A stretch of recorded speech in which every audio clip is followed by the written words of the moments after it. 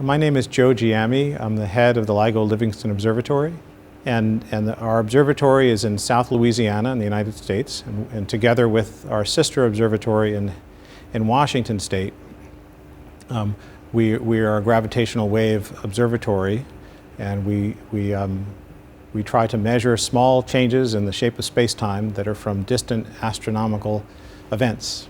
As of last fall, in fall 2015, we were finishing up commissioning a new upgrade to our detector called Advanced LIGO. And that detector had its first observational run last fall, and it went over Christmas. And in the data in that run, for the very first time, we saw a waveform from a gravitational wave that traveled to the Earth and was detected by both our sites. And when our scientists looked at the data, they worked out that it came from a pretty exotic source, from two black holes, each of which weighed as much as 30 suns, orbiting around each other faster and faster until they collided and formed one larger black hole.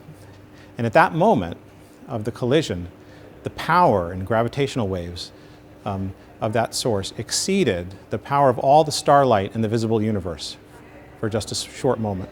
Well, so personally, I've been working on this for about 30 years, since the beginning of graduate school. And in all of this time, we've been working on learning how to build detectors, building detectors, doing some observation, making them better. And in all that time, up until last fall, we had not seen a gravitational wave. So we would have tours for little children. They would come by the observatory, and we would tell them all of our stories and about the technology, and then one of them would inevitably ask, well, what have you seen? And we would have to say we haven't seen anything. But we will really soon.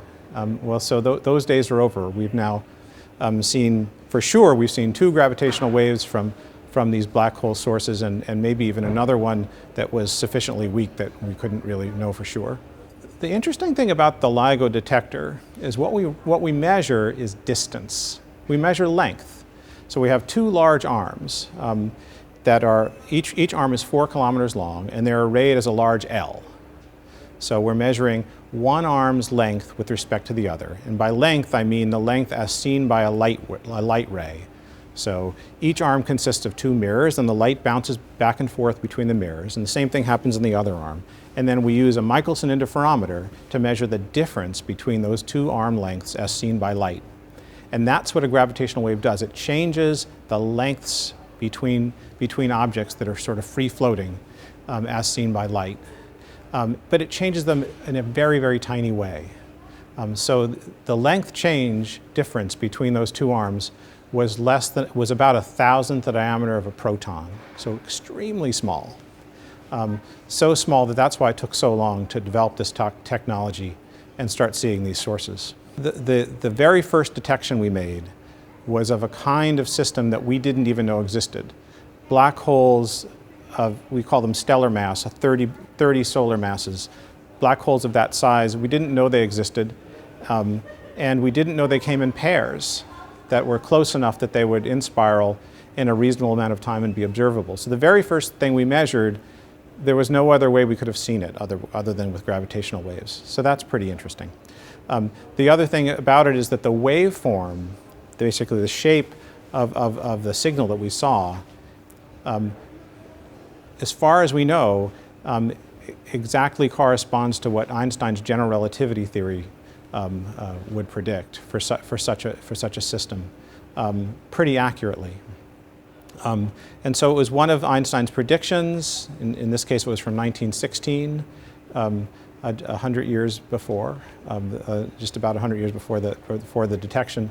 That there was no way to know whether it was true unless these things were observed. Oh, we're pleased about all kinds of things. We're pleased I'm pleased that the last 30 years something came of it. I'm pleased that of the great interest from astronomers in learning about these signals, that there are more to come. We're going to start running again in a little while.